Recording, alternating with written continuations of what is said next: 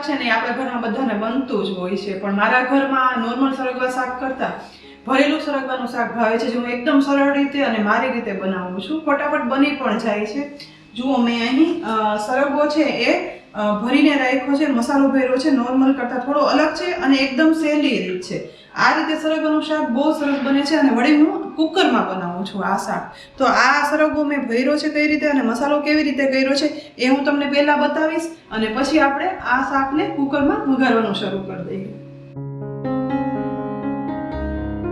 ભરેલું સરગવાનું શાક બનાવવા માટે અહીં મેં 3 સરગવાની સિંગ જે વજનમાં 250 ગ્રામ છે તેટલી લીધી છે. ભરેલા સરગવાનું શાક બનાવવા માટે આવી થોડી થીક જ સિંગ લેવાની, જેથી સિંગમાં મસાલો છે ને વ્યવસ્થિત ભરી શકાય. આ સિંગના ચપ્પુ વડે આ સાઈઝના ટુકડા કરી લેવાના છે. આમળા કરતાં 3 ગણું વિટામિન સી અને કેલ્શિયમથી ભરપૂર સરગવાની સિંગનો આ સિઝનમાં તો આપણે મેક્સિમમ ઉપયોગ કરી જ લેવો જોઈએ. પરંતુ જો આખું વરસ આપણે સરગવાની સિંગના ફાયદા મેળવવા હોય ને તો સરગવાનો સિંગનો પાવડર બનાવવાની રીતનો વિડીયો મેં અપલોડ કરેલો છે, જેની લિંક મેં ડિસ્ક્રિપ્શન બોક્સમાં આપી છે, તો તે પણ જરૂરથી જોઈ અને સરગવાની સિંગનો પાવડર આખા વર્ષ માટે જરૂરથી બનાવી લેજો. એક સિંગના ટુકડા થઈ જાય ને એટલે હવે એક ટુકડાને હાથમાં લઈ આ રીતે ટુકડામાં ઊભો કટ લગાવી લેવાનો છે, જેથી તેમાં મસાલો છે ને તે વ્યવસ્થિત ભરી શકાય. આ જ રીતે સરગવાની બધી સિંગના ટુકડા કરી અને તેમાં લાંબો કટ પણ લગાવી લીધો છે. સરગવાના ટુકડા તો થઈ ગયા. હવે આ ભરેલા સરગવાનું શાક બનાવવા માટે ભરવાનો એક ખાસ મસાલો બનાવી લઈએ, જેના માટે મિક્સરનો જાર લેવાનો. અહીં મેં 1 બાઉલ ફાફડી ગાંઠિયા લીધા છે. તમે તેના બદલે શેકેલો બેસન અથવા તો ઝીણી સેવ પણ લઈ શકો છો. જારમાં ગાંઠિયા ઉમેર્યા પછી જારનું ઢાંકણ ઢાંકી ગાંઠિયા પીસી લઈએ. પીસાયેલા ગાંઠિયાના પાવડરને એક પોળા બાઉલમાં કાઢી લઈશું. હવે એ જ જારમાં 2 ટીસ્પૂન જેટલા શેકેલા સિંગદાણા અને 2 ટીસ્પૂન શેકેલા તલ ઉમેરવાના છે. તેને પણ જારનું ઢાંકણ ઢાંકી પીસી અને આવો પાવડર કરી લીધો છે. હવે પીસેલા સિંગદાણા અને તલના પાવડરને ગાંઠિયાના ભૂક્કામાં ઉમેરી દઈશું. ત્યાર પછી 2 ટીસ્પૂન જેટલી આદુ, લીલા મરચાં અને લસણની પેસ્ટ લીધી છે. જો લસણ ના ખાતા હોય ને તો નહીં ઉમેરવાનું.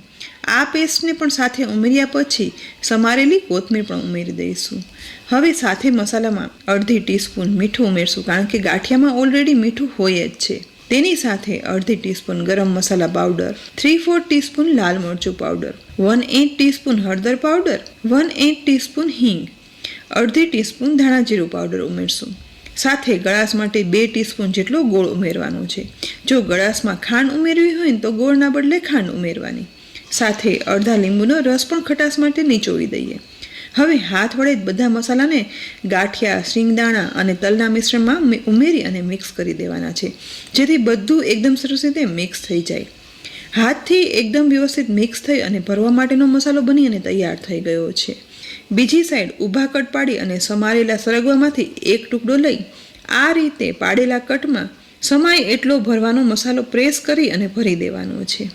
બસ આ રીતે સરગવામાં સિંગમાં મસાલો ભર્યા પછી તેને હવે સાઈડમાં રાખી દઈએ અને આ રીતે એક પછી એક સરગવાની સિંગના બધા ટુકડામાં મસાલો ભરી અને તૈયાર કરી લેવાની છે.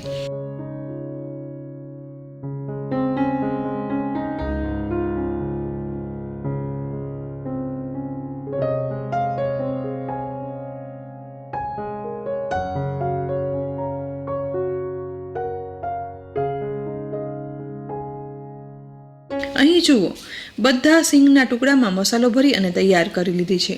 પણ આજે ભરેલી સિંગનું શાક બાફવાની ઝંઝટ વગર એકદમ સરળતાથી કુકરમાં બનાવવાના છીએ, જેથી સિંગની ઓરિજિનલ મીઠાશ છે ને તે જળવાઈ રહે. તેના માટે ગેસની ફ્લેમ ઓન કરી તેના પર ગરમ કરવા રાખેલા કુકરમાં 4 ટેબલ સ્પૂન જેટલું સિંગ તેલ ઉમેરી દેવાનું છે. ભરેલા શાક હંમેશા સિંગ તેલમાં બનાવો ને તો તે વધારે સ્વાદિષ્ટ બને છે. સાથે જ બધા જ ભરેલા શાકની જેમ આ શાકમાં પણ વધારે જ તેલ ઉમેરવાનું. હવે ગરમ તેલમાં 1/2 ટીસ્પૂન જીરું, 2 તજ લવિંગના ટુકડા, 1/4 ટીસ્પૂન હિંગ ઉમેરી વઘાર થવા દઈશું. તેલમાં જીરું ફૂટી અને ઉપર આવી ગયું છે તો આ સમયે 2 ટમેટાની બનાવેલી ગ્રેવી વઘારમાં ઉમેરવાની છે. તુરંત જ ટમેટાની ગ્રેવીને વઘારમાં મિક્સ કરશું.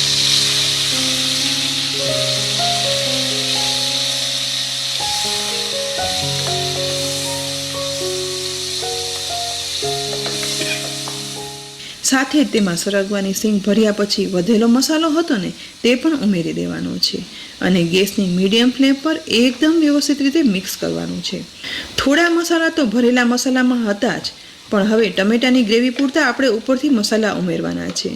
જેના માટે સતરાતી આ ગ્રેવીમાં 1/4 ટીસ્પૂન હળદર પાવડર, અડધી ટીસ્પૂન ધાણા જીરું પાવડર, 3/4 ટીસ્પૂન કશ્મીરી લાલ મરચું પાવડર, 1/4 ટીસ્પૂન ગરમ મસાલા પાવડર અને ગ્રેવી ચાખી જોઈતું પૂરતું લગભગ અડધી ટીસ્પૂન જેટલું મીઠું ઉમેરવાનું છે.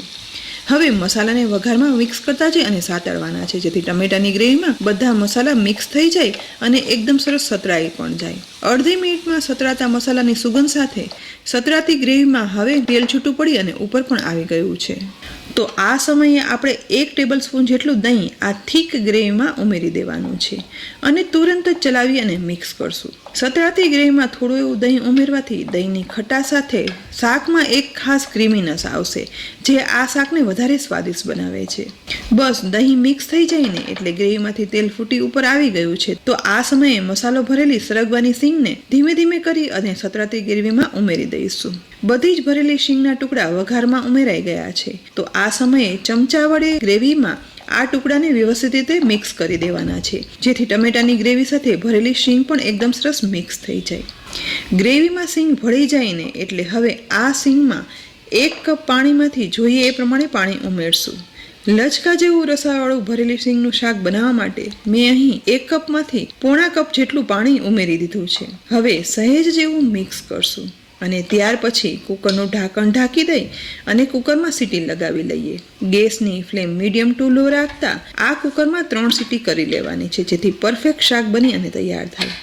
અહીં કુકરમાં 3 સીટી થઈ અને કુકર ઠંડુ થયા પછી હવે જુઓ, એકદમ માપના પાણી સાથે વળી ફક્ત 3 સીટીના લીધે બન્યા પછી આખી રહેલી ભરેલી સિંગના લચકા જેવું શાક બની તૈયાર થઈ ગયું છે અને તેલ પણ ફૂટી ઉપર આવી ગયું છે અને મોંમાં પાણી આવી જાય ને તેવું લાલ ચટક શાક બન્યું છે. તો આ લાલ ચટક ભરેલા સરગવાના શાકને સમારેલી કોથમીર વડે ગાર્નિશ પણ કરી લેવાનું છે ને કુકરમાં ભરેલા સરગવાનું શાક બનાવવું એકદમ સરળ, બાફવાની કે કાંઈ પણ કરવાની ઝંઝટ વગર એકદમ સરળ રીત છે આ. હવે બનેલા આ ભરેલા સરગવાના શાકને ગરમા ગરમ છે ને ત્યાં જ પીરસી લઈએ. રોટલી, રોટલા, ભાખરી, પરાઠા કે કોઈ પણ સાથે ખાઓ. ગ્રેવી સાથે ભરેલી શીંગનું આ શાક ખાવામાં ખૂબ જ સ્વાદિષ્ટ લાગે છે. તમે ઘણી બધી રીતે સરગવાનું શાક બનાવતા હશો, પણ આ રીતે ભરેલી શીંગનું શાક ના બનાવ્યું હોય ને તો મારી આ રીતથી જરૂરથી બનાવજો અને પછી કહેજો કે સરગવાનું શાક ખાવાની ના પાડતા બાળકોએ પણ આ શાક ખાઈ લીધું કે નહીં. રેસિપી ખરેખર જો ઉપયોગી લાગી હોય ને તો લાઈક કરી અને શેર કરજો. સાથે જ અમારી યુટ્યુબ ચેનલ સબસ્ક્રાઈબ કરી બાજુમાં આપેલ બેલ આઇકન પણ પ્રેસ કરી દેજો અને અમારા ફેસબુક પેજને લાઈક કરી અને ફોલો કરજો, જેથી આવી અનેક ઉપયોગી રેસિપીના અપડેટ્સ તમને તુરંત જ મળી જાય. ફરી મળશું ઉપયોગી રેસિપી સાથે. ત્યાં સુધી આવજો.